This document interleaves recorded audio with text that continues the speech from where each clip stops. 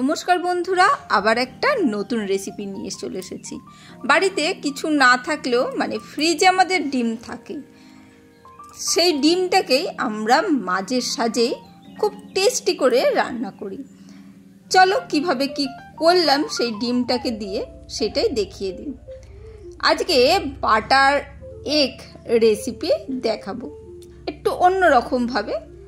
Butter egg যেহেতু butter লাগবে, আর egg যেহেতু ডিমটা তো লাগবে। ডিমটা সেদ্ধ করে নিয়েছি আগে, সেটাকে সেদ্ধ করে ছাড়িয়ে নিয়েছি। সেদ্ধটা দেখালাম না, বাড়িতে যে কজন মানুষ সেই কজন অনুযায়ী ডিমটা নেবে অবশ্যই, কারণ গোটা ডিম ছাড়া তো কেউ খাবে না, অর্ধেক ডিম দিলে খাবে না। চলো, আমরা 4 জন মানুষ, তাই 4টে ডিম রান্না করে নিচ্ছি। ভালো করে বাটার আর হালকা একটু সাদা তেল দিয়েছি, কারণ বাটারটা তাড়াতাড়ি উবে যায়, সেই জন্যে সাদা তেল দিয়ে বাটারের মধ্যে ডিমগুলোকে লো ফ্লেমে হালকা করে ভেজে নেব। একটু লবণ আর একটু হলুদ গুঁড়ো দিলাম, তাহলে কি হবে, কালারটা আসবে, আর লবণটা দিলে ছেটকাইটা কম, সেই জন্যে ভালো করে ভেজে লাল লাল করে তুলে রাখছি। আর হলুদটা তো কালারের জন্য দিয়েছি।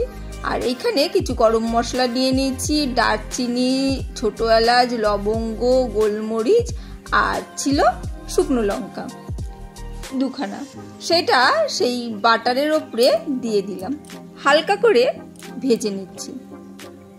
যেহেতু বাটার দেওয়া রয়েছে সেহেতু গ্যাসের ফ্লেমটা অবশ্যই লোতেই রয়েছে। সেই অবস্থায় এখন কয়েক টুকরো রসুনের টুকরোও দিয়ে দিলাম। আস্ত রসুন, খোলা ছাড়ানো, কাটা নয়। আর এখানে দিয়ে দিচ্ছি পেঁয়াজ আর টমেটো কাটা, সেইটাই দিয়ে দিচ্ছি। সবসময় মশলাগুলো নিজেদের যেরকম বাড়িতে লাগবে বা যে ধরনের মশলা খাও, পরিমাণ, সেই পরিমাণ মশলাগুলো দেওয়ার চেষ্টা করবে। কারোর বাড়িতে বেশি মশলাদার খাবার হয়, কারোর বাড়িতে একটু কম মশলাদার খাবার হয়, সেই পরিমাণ কিন্তু মশলাগুলো ইউজ করার চেষ্টা করবে। এখানে হালকা করে লবণ দিয়ে দিচ্ছি, আর অল্প একটু হলুদ গুঁড়ো দিয়ে দিচ্ছি।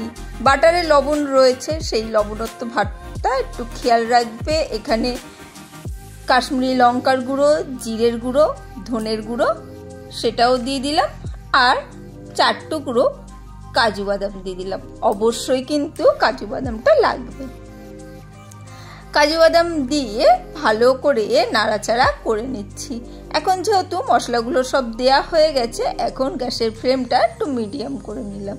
মিডিয়াম করে মশলাগুলো বেশ সুন্দর করে নরম করে ভেজে নেব, যাতে কাঁচা গন্ধটা হালকা চলে যায়, সেই জন্যে ভালো করে।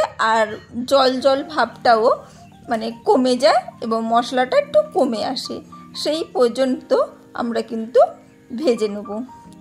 ভেজে অবশ্যই ছোট যে মিক্সি গ্রাইন্ডারের জারগুলো থাকে তার মধ্যে তুলে রাখতে হবে। একটু ঠান্ডা হলে তারপরে পেস্ট করবে। বেশি গরম জিনিস পেস্ট করতে গেলে বিপদ ঘটতে পারে, সেই জন্যে।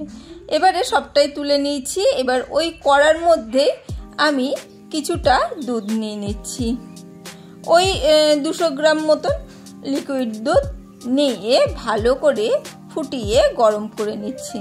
সুন্দর করে গরম করে নেব ওর মধ্যে। আর এখানে গরম হবে, তার মধ্যে আমি মশলাটাও পেস্ট করে নিয়েছি। আর এখানে অন্য আর একটা পাত্রে কড়াইতে বাটার দিয়ে আমি বাটারটা গলাতে দিয়ে দিলাম। আর ওইদিকে কিন্তু দুধটা কিন্তু বসানো আছে। এই বাটারের মধ্যে যে পেস্টটা করেছিলাম, খুব ভালো করে পেস্টটা কিন্তু করে নিতে হবে, কোনো দানা যাতে না থাকে। ভালো করে পেস্টটা তৈরি করে নিয়েছি, সেইটা চামচের সাহায্যে বের করে ওই বাটারের ওপরেই দিয়ে দিলাম।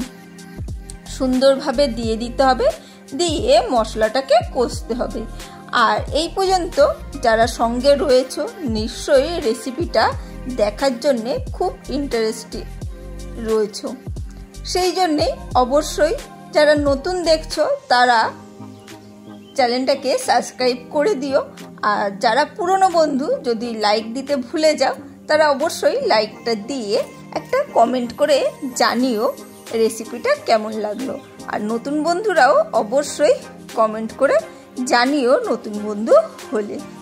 চলো মশলাটা এবার ধীরে সুস্থে আস্তে আস্তে কষিয়ে নিতে হবে।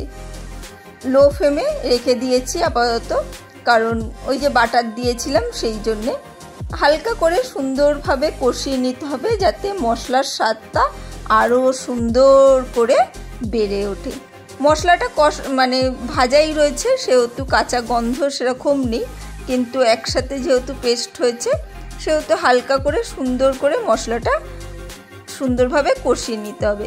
এখানে যেটা দুধটা জাল দিয়ে রেখেছিলাম সেইটাই আমি মিক্সির জারের মধ্যে মশলাটা করার জন্য দিয়ে দিয়েছিলাম, সেইখান থেকে একটু কিছুটা দুধ দিয়ে দিলাম।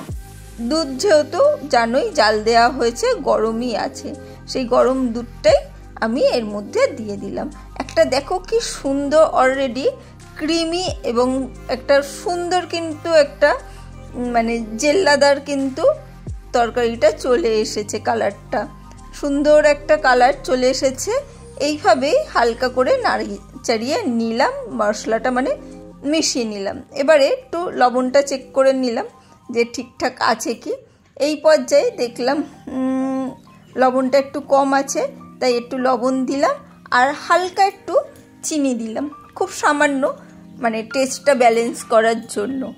এইখানে এরপরে ফুটে উঠেছে, এবারে ডিমটাও দিয়ে দিলাম, মানে ভেজে রাখা ডিমটা। এই সময় তোমরা ডিমটা অর্ধেক করে কেটেও দিতে পারো, আবার এইভাবেও ভাজা ডিমটা আস্ত করে দিতে পারো।